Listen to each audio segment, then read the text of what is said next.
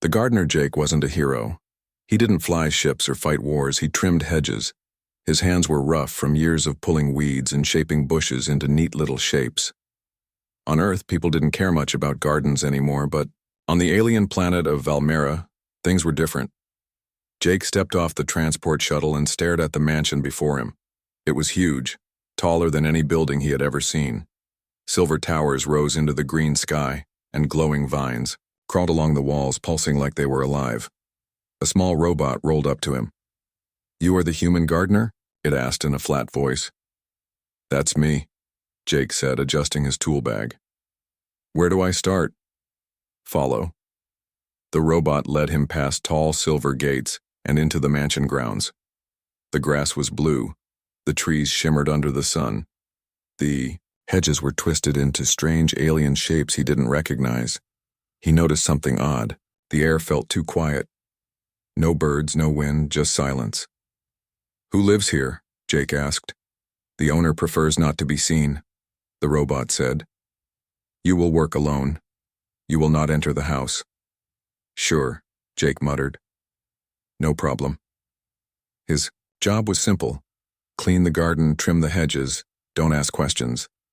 But on his first day, something strange happened. He started cutting a long hedge near the edge of the garden. The leaves were soft and glowed faintly when touched.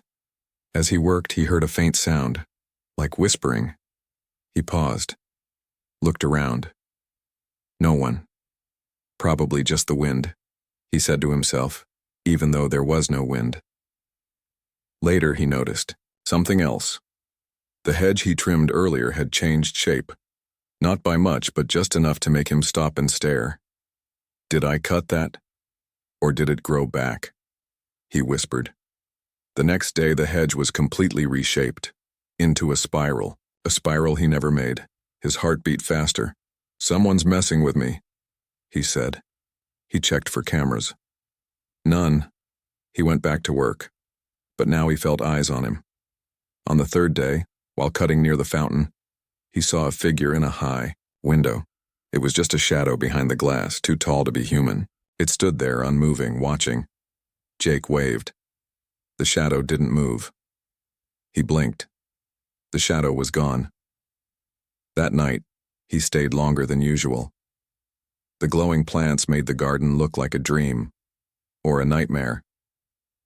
He sat near the fountain, drinking from his water bottle, trying to calm his nerves. That's when he heard it. A soft voice, almost like a breath. "You're not like the others." Jake jumped to his feet. "Who's there?" he called. No answer. He turned in a full circle. Nothing but trees and glowing flowers. "Maybe I'm going crazy," he muttered. He started walking back to the gate when he heard footsteps behind him, fast, light.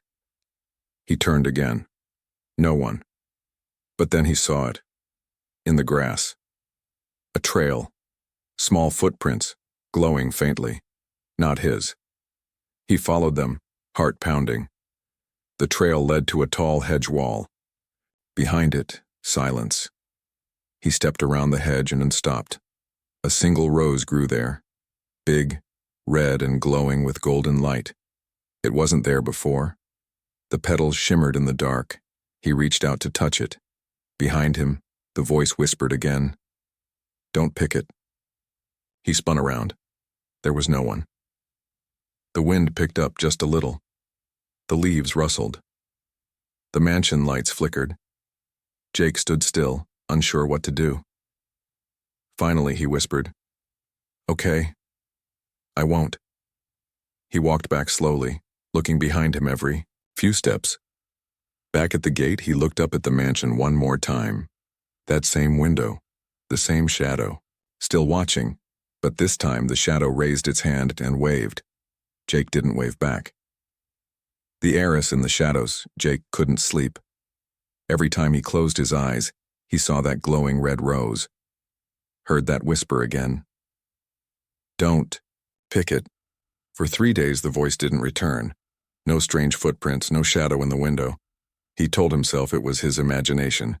Space madness. Maybe the air on this planet was too thin, or maybe the silence was too loud.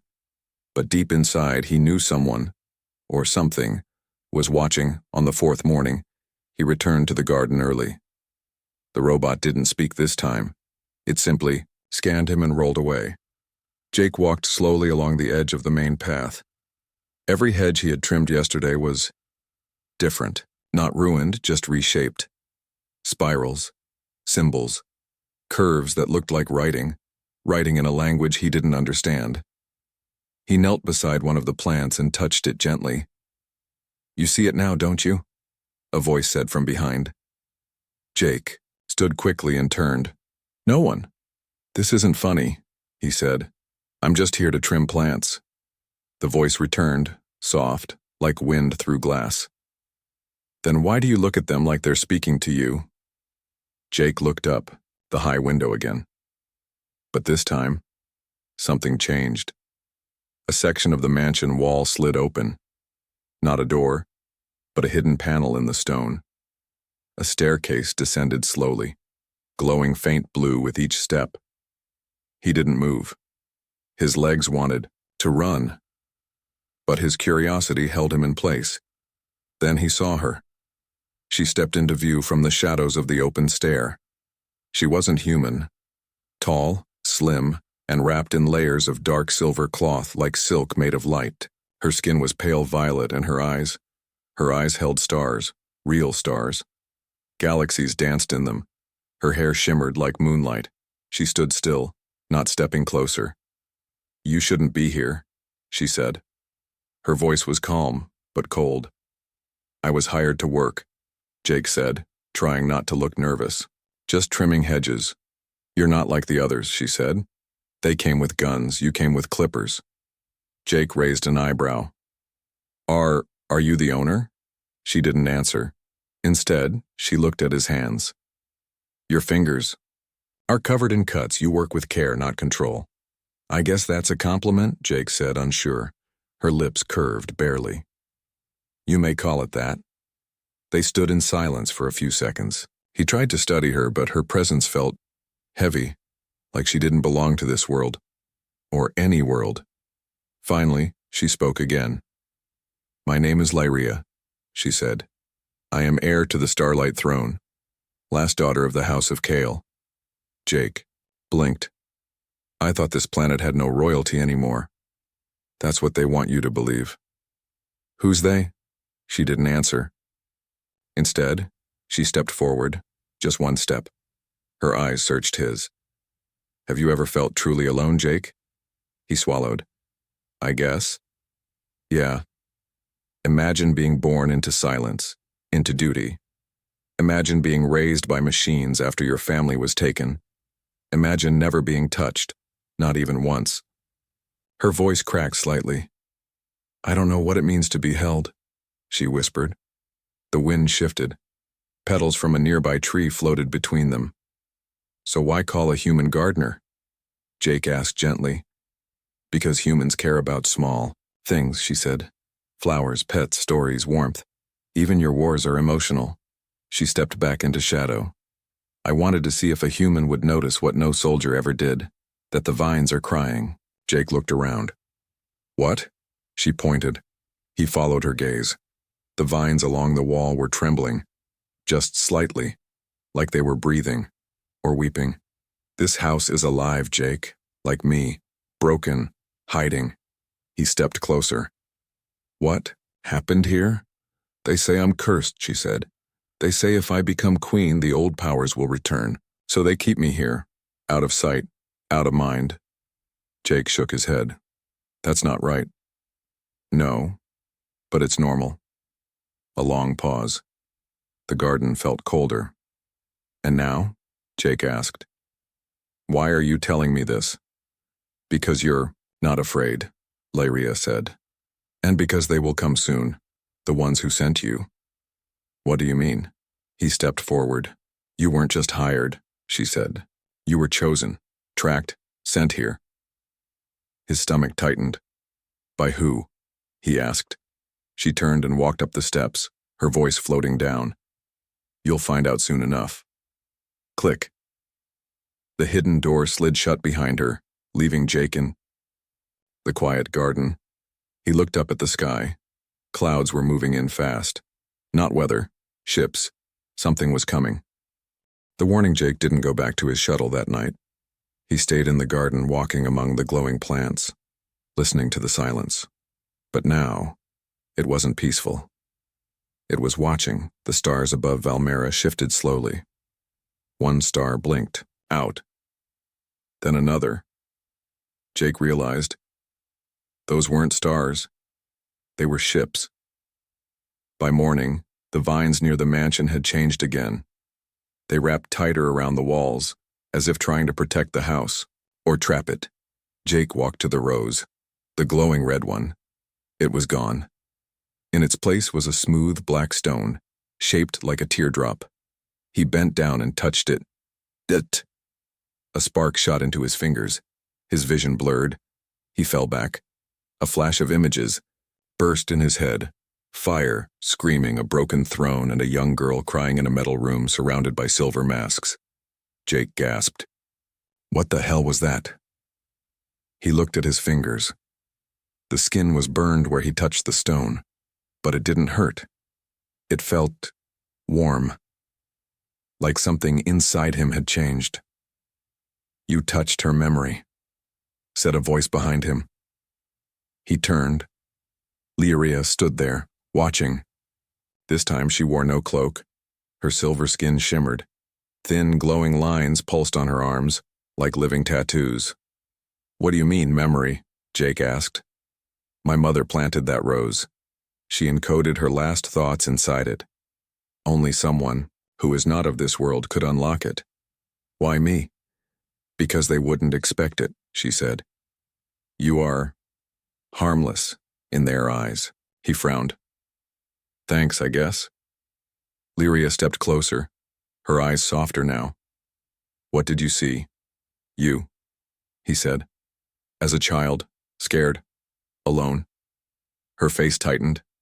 Yes, I was 8 when they came, masked, silent. They took my father, first, then the council. My mother died protecting me. She sat on the stone bench near the hedge wall. Since then I've been locked here. A secret. A ghost. They say it's for my protection. But I know better. They fear me. Why? Because if I take the throne, the old bloodline returns. The one that can speak to the planet. Jake sat beside her. This planet is alive, isn't it? Valmera is not just alive, she whispered. It remembers, it listens, it loves, but it also warns. She held out a small metal sphere. This was found near the western gate this morning, she said. He took it and examined it. Smooth black with a tiny blinking red light. What is it? He asked. A hunter's eye, used by the silent order. It scans records, and when ready, click. The sphere split open. Inside, sharp wires and glowing needles. It explodes. Heiress finished. Jake dropped it instantly. She waved her hand, and the device froze mid-air, floating. I disabled it, she said. But there will be more. Someone sent that for me? Jake asked. No, she said quietly. For me. They know you found me. They don't want you to stay. He stood, heart pounding. I should leave. They'll kill me. Yes, she said. But they'll kill me first. He paused. Her eyes found his. You don't have to be a hero, Jake. Just don't turn your back. He took a breath. I can help you, but I'm not a soldier. No, she said. You're something rarer. You care. And that is the one thing they can't fight. That night Jake set traps. Not weapons. He didn't have any. But he had tools. Old earth tricks, wires, mirrors, movement sensors from his toolkit, and a spray that made invisible lasers visible. As he worked, the garden seemed to watch. The vines shifted to help him. Some even moved aside when he passed. The planet liked him. Midnight fell and the air changed. He felt it before he saw it. A pressure, like something big was moving just outside the garden wall. Then, a shadow flew overhead. No engine, no sound, stealth. Drone. He ducked behind a tall hedge. The drone moved slowly, scanning. Jake held his breath. Then, snap. One of his traps triggered. A spray of reflective mist hit the drone's sensor. It turned, confused. Too late. His mirror trap caught the scanning beam and bounced it back, directly into its own core. Boom. A soft explosion lit the garden blue. No fire, just light, but the damage was done. He knew it. They knew it. He had made noise. "They'll come in force now," Lyria said when he returned to the mansion steps. "You've made yourself a target." "Good," Jake said. "I want them looking at me." She looked at him. "You're not afraid?" "Terrified," he said. "But I've seen the way you look at the stars. Someone like that deserves to rule." For the first time, she smiled. "You may be just a gardener, Jake," she said. "But to me, you've planted hope." They stood in silence, under a sky now filled with ships, and far above, a new message blinked across the black void. "Leave. Now, human. Last warning." The garden trapped the night sky above Valmera was no longer peaceful. It moved. Dark ships, shaped like knives, floated across the stars. They made no sound, no fire, but they were death wrapped in silence. Jake watched. From the top of a hedge tower, beside him Lyria stood still, her silver eyes glowing faintly in the dark. "They're here," he said. "Not yet," she whispered. "But they will be." She turned to him. "You said you were not a soldier." "I'm not," Jake replied. "Then what are you?" He looked down at the garden and smiled. "I'm a builder." For the next 2 days, Jake transformed the garden into something else entirely. Not a trap, a battlefield. He mapped every hedge, every path, every blind corner. He used wire from old garden bots to make trip lines, sound detectors hidden under glowing leaves, movement triggers that would fire bright flashes to blind sensors. He crafted makeshift smoke bombs using powdered nectar from the fire flowers. Lyria helped him. Though her hands had never built anything before, she learned fast. She bent vines into walls, redirected sap into sharp thorn channels, trained the plants to move on command, a trick her mother once taught her. They worked side by side in the sun and under starlight. Jake told her stories of Earth, of war, of peace, of family. She listened, always quietly. One night, as they sat near the old fountain, she looked at him and said, "Jake, what do humans do when they are afraid?" He blinked. "We talk. We laugh. Sometimes we hold hands." She held out her hand. "Show me." He hesitated, then took it. It was cool to the touch, like moonlight, but it pulsed with life. "This is strange," she said softly. "It's human," he said, "and kind of wonderful." That night it began. A low hum in the earth, then silence, then movement. Jake's eyes snapped open. "They're here," he whispered. He and Lyria moved quickly through the paths. Everything was ready. The first drone entered the garden, from the south gate. It hovered just above the ground, scanning. Smooth. Perfect. Deadly. Click. It hit a tripwire. Pop. A flash of light exploded in front of it. The drone spun, sensors blinded. From the hedge, a thorn vine whipped out and wrapped around it like a snake. Crack. It was torn apart in seconds, but that was just the scout. Then came the real ones. 2 stealth units dropped into the fountain courtyard, not drones. Men, masked, armored, silent. They moved like smoke, fast, trained, invisible. Jake crouched behind a bush, heart hammering. Lyria stood across the yard, exposed. "Bait." They spotted her. "We have visual," one said, voice crackling through static. "Target acquired." "Don't move," Jake whispered. One soldier aimed his weapon. Whip. A dart of glowing blue energy fired. Lyria didn't move. The vine wall behind her did. It absorbed. The dart turned black, hissed. "Hostile environment," the soldier said. Recommend immediate takedown. They stepped forward. Snap. A trigger went off. Gas burst from the ground. The fireflower powder. It lit the air in gold. The soldiers coughed, stumbled, and before they could recover, the hedge opened behind them and Jake charged. He wasn't a fighter, but he had a metal shovel and fury. He slammed it into the first soldier's arm, knocking the weapon free. The second spun toward him. Too late. Lyria raised her hand. The vines obeyed. They wrapped the man's legs, pulled him backward, into the wall. He screamed once, then vanished. Silence. Jake breathed hard. His hands shook. The first soldier crawled back, reaching for his wristcom. Lyria stepped forward.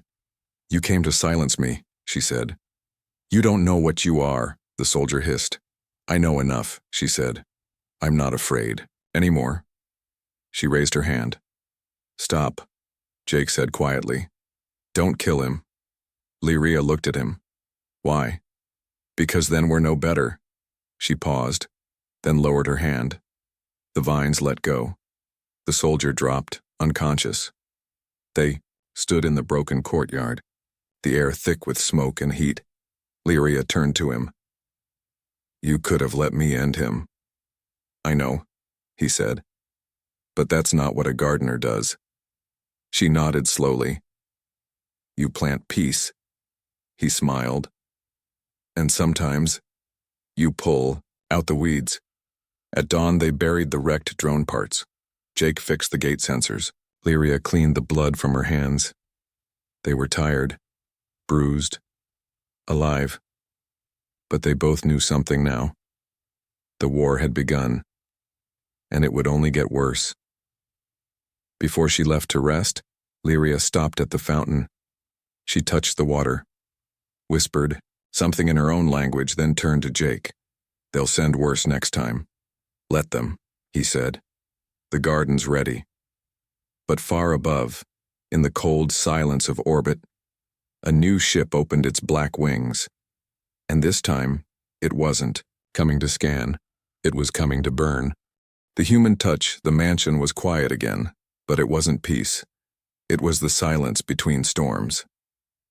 Jake sat near the firevine bush, sharpening a piece of metal into a makeshift blade.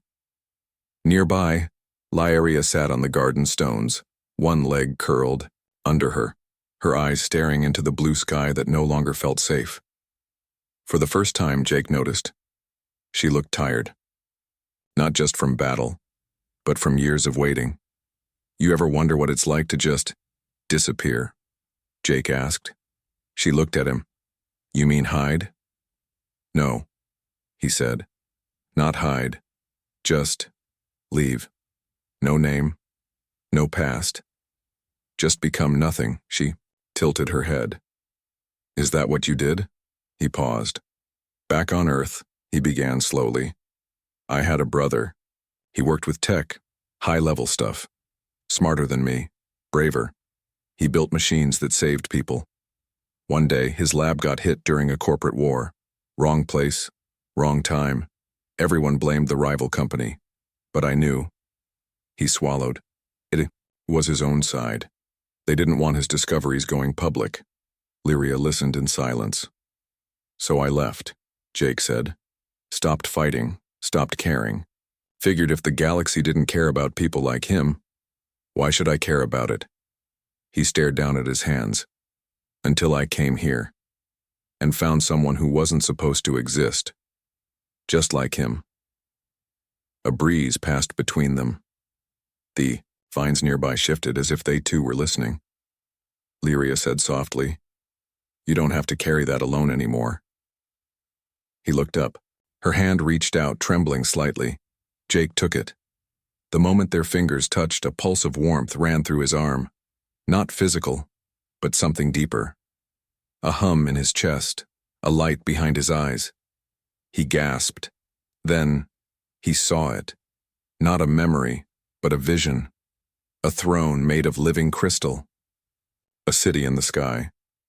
Lyria, older, stronger, standing before thousands, her hand raised in peace, and beside her, him, a whisper inside his head. She needs a witness, not a weapon. He pulled back, breathing hard. What was that? He asked. You saw it too? Lyria said, eyes wide. Was that the future? No, she said. A possible future. One Valmera shows only to those it trusts. It trusts me? Yes, she said, voice trembling. And so do I. They sat quietly for a moment. Then Jake noticed something else. Her arm, where the vines had wrapped during the last fight, was turning silver. Not like skin, more like armor. Your arm, he said. She looked at it, surprised. It's changing, she whispered. The glowing lines along her skin were brighter now, pulsing in rhythm with her heartbeat. Your power's growing, Jake said. No, she said. Returning. This planet is waking me up, and you're the reason it started. Suddenly, a loud ping from Jake's wrist comm. He hadn't touched it in days. He tapped it. A single message blinked on screen. Unit 4 inbound. Target, Royal Blood. Kill order. Beneath it, a photo, Lyria, and below that, another tag. Secondary target, Jake Bowen, ex-asset. His mouth went dry. They know who I am, he said. Lyria leaned in. You were sent here, Jake. Not randomly. You were a test. But I never worked for them. She stared at him. Maybe not by choice, but someone tracked you, planted the job, made it easy to say yes. He stood up, heart racing. Then why not kill me the moment I got here? Because they didn't expect you to matter, she said. They thought you'd just clip Hedges and leave. They didn't know you'd care. A low rumble echoed through the ground. Jake and Lyria both turned toward the sky. A new shadow fell over the garden. Unit 4 was here. Unlike the stealth drones, this one didn't hide. It was massive, a black metal creature shaped like a wasp, with wings made of energy. It hovered over the mansion, scanning, targeting, preparing. Lyria stood tall. Go to the garden bunker, she said. I'll stop it. Not alone, Jake said. We do this together. She hesitated, then nodded. They ran. In the heart of the garden stood a stone platform, untouched for years. Jake had always thought it was a decoration. Lyria placed her hand on it. The platform glowed and split open. Inside, a control room, overgrown with vines. Ancient alien, tech but alive. She stepped in, sat at the center. This was my mother's, she said. It listens to blood, but it answers to will. What do you need from me? Jake asked. Your touch, she said. Not to control, but to believe. He stepped beside her, placed his hand on hers. The garden moved, not just vines. Everything. Hedges grew tall, trees shifted, roots dug upward. The entire landscape breathed, and the wasp drone saw it. It fired. A beam of white-hot energy slammed into the garden, but the trees bent. The walls absorbed. The garden protected its queen. Jake and Lyria stood in the heart of the storm. He looked at her not as a gardener, not even as a human, but as someone who was meant to be here. Lyria looked up. It's time, she said. Her body began to glow. Silver light rose from her skin. The air was awake. The betrayal, the garden was alive with silver light. Vines danced. Trees moved like waves. The ground itself pulsed, beating like a heart. All around them, energy poured into Lyria as she stood at the center of the ancient control platform. Her eyes were glowing white now. Her voice had changed. Deeper, echoing like a choir of wind and stars. The bond is complete, she said. Jake watched her with awe and fear. This wasn't the shy, hidden heiress anymore. This was something greater, something old. Are you still you? He asked softly. She turned to him. Yes. And no. He stepped forward. Lyria. Crack. A sharp sound. Not from the garden. From the sky. The wasp drone had gone silent. then exploded. A black figure dropped from the smoke trail, landing hard near the outer hedge. Humanoid. Armored. Tall. Moving like liquid metal. Not a drone. A soldier. Alone. But not any soldier. Jake recognized the symbol on the chest plate, a red mark shaped like a jagged spiral, the symbol of the Silent Order. The soldier walked calmly toward the platform, pushing past vines that curled away in fear. Target confirmed, he said. Subject, Lyria. Kale. Status, threat. Lyria raised a hand. The ground shook, but the soldier didn't flinch. You're not the first to try, he said. But you are the last. Jake stepped forward. You want her, you go through me. The soldier stopped, then removed his helmet. Jake froze. It was a human face. Familiar. His own. Slightly older. The same eyes. The same scar near the temple. Hello, Jake? The man said. Jake's breath caught. What is this? Lyria's voice dropped. This is not possible. The soldier, the second Jake, stepped closer. I'm not a clone, not a trick. I'm you, from another thread, another timeline. Jake shook his head. No, that's not. Your brother didn't die, the other Jake said. He was recruited. And so were you.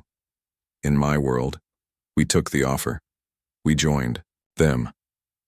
We survived. What do you want? Lyria demanded. To correct a mistake, said the other Jake. In every thread where you live, the galaxy falls. Your power awakens the old codes, wakes the sleeping cities, stirs the buried machines. He looked directly at her. You bring the gods back. Lyria stepped back. Jake moved between them. You think killing her stops that? It already has, the other Jake said. In 3 threads I ended her. In 1, she begged me to. Jake felt sick. You're not me, the other smiled. I'm what you become if you stop pretending you can fix things with flowers and hope. A pause. Then, the other Jake raised his hand. A glowing sphere appeared. A memory capsule. He threw it onto the ground. Flash. Images burst into the air, cities burning, skies black. Metal gods walking across stars. Worlds falling as Lyria stood tall, eyes glowing, arms raised. This is what comes, the other Jake said, when she takes the throne. Lyria watched in horror. That's not me, she whispered. No, the other Jake said.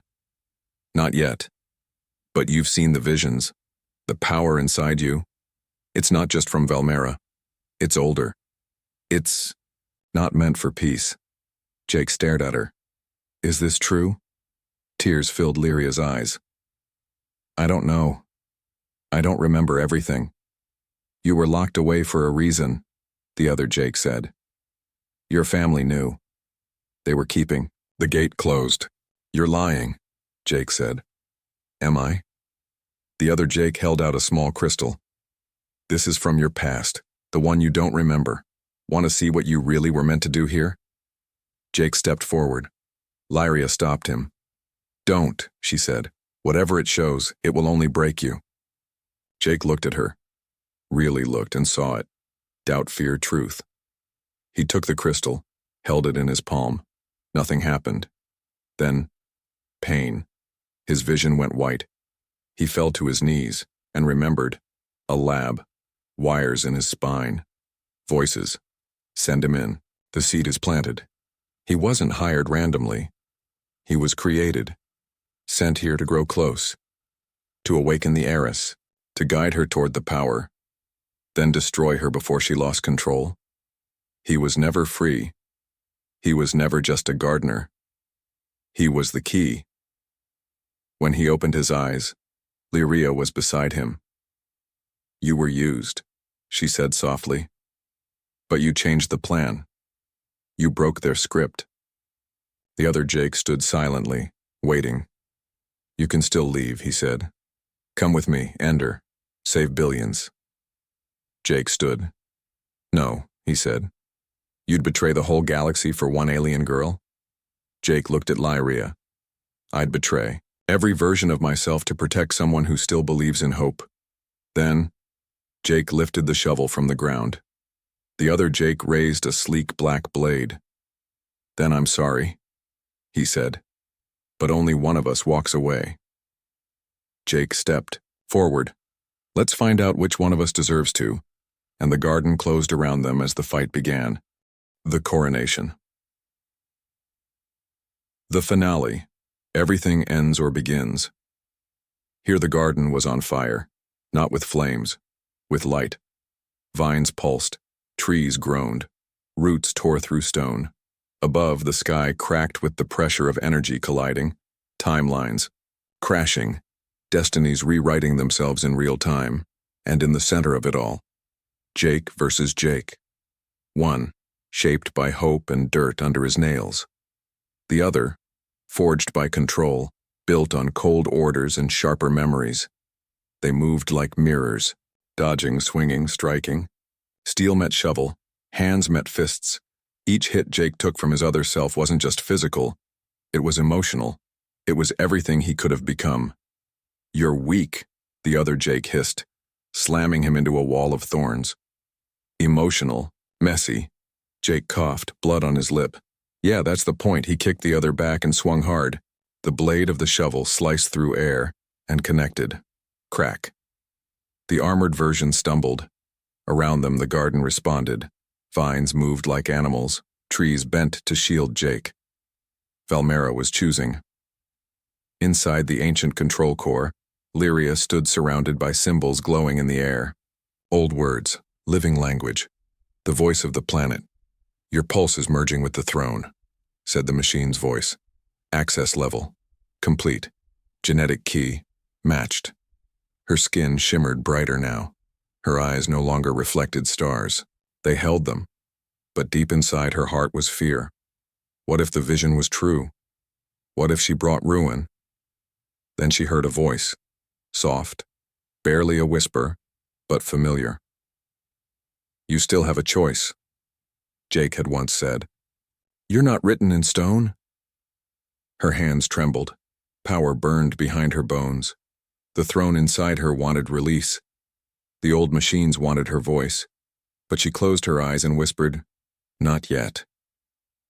Then she ran. Outside, Jake was losing.